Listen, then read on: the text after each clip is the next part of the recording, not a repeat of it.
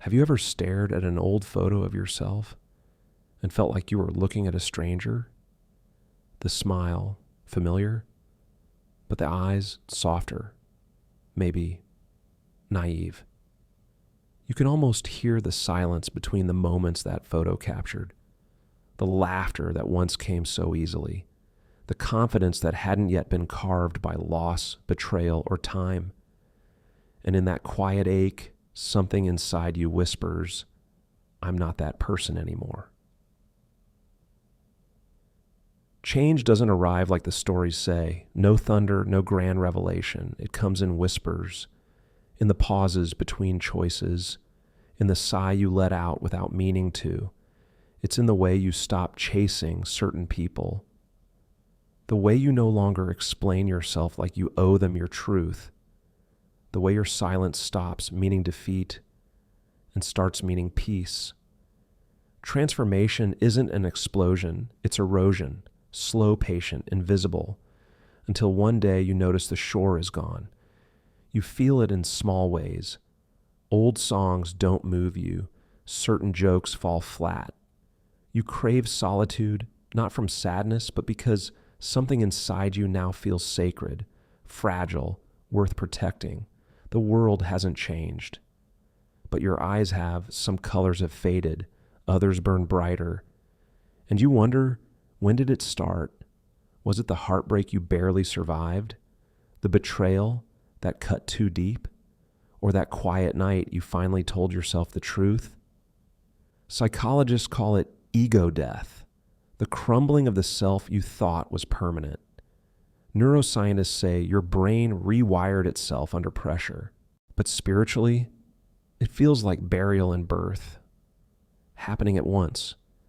You are both the mourner and the newborn, the one who grieves and the one who breathes again. We say we want change, to be wiser, freer, kinder. But when it comes, it terrifies us. Because real transformation doesn't just add, it takes away. It strips you bare, removes the masks you wore for safety, for love, for survival. And in that nakedness, you must meet yourself again, not the version shaped by fear or approval, but the one who's been waiting beneath it all along. So you ask the real question, the one that echoes through every sleepless night. If change is inevitable, what truly awakens it? Because the moment you stop fearing the death of your old self is the moment your new life quietly begins. Think of a child tiptoeing across a creaking floor, holding their breath so the house stays quiet. They've learned silence keeps the storm away. They read the weather in the faces of those who were supposed to protect them. Every frown, every sigh, every slammed door, a code to crack. And somewhere in that decoding, they disappear. You were that child. It makes me so happy to see you all smile. You learned early, love wasn't free. It was earned. So you shaped yourself like clay, smoothing the edges that caused trouble, hiding the parts that drew too much attention. You smiled when it hurt, agreed when you didn't, became agreeable, useful, small, because safety lived inside approval. You didn't know it then, but every compromise built a mask, one you'd wear into adulthood. Psychologists call this the false self, not a flaw, just survival.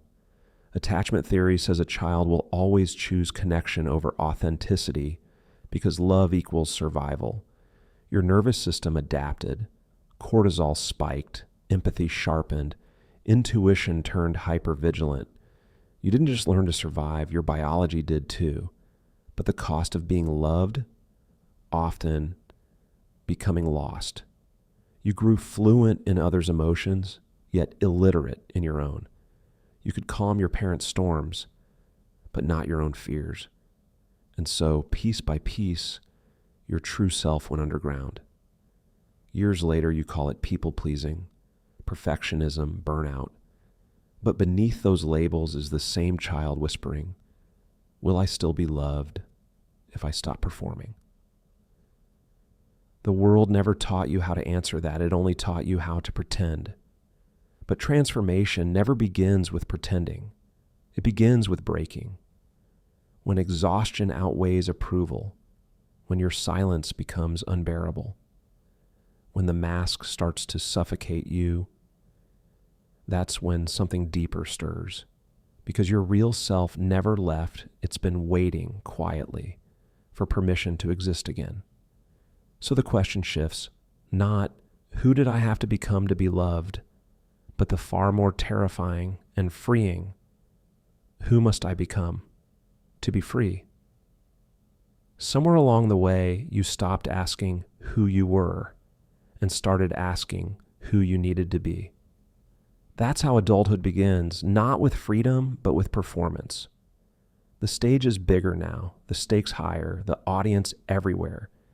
Maybe your mask is the achiever, efficient, tireless, earning love through success, or the caretaker, endlessly giving, mistaking exhaustion for virtue, or the stoic, unreadable, composed, convinced emotions are weakness.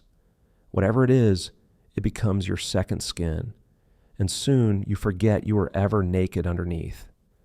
Carl Jung called this the persona, the face we show the world.